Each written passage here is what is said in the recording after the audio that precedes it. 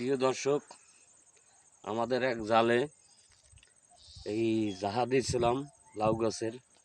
এই জাহায় একটা পাখি বাজছিল, পাখিটারে ছাড়াইছে আমরা এই দুই ভাই মিলিয়া। ছাড়াই এখন পাখিটারে কিছু খাবার দিয়া উন্মুক্ত করে দেব। আপনারা বলেন কি, যে যা বলেন কমেন্টে বললেন, এটা কি ঠিক হয়েছে ছাড়িয়ে দেওয়াটা?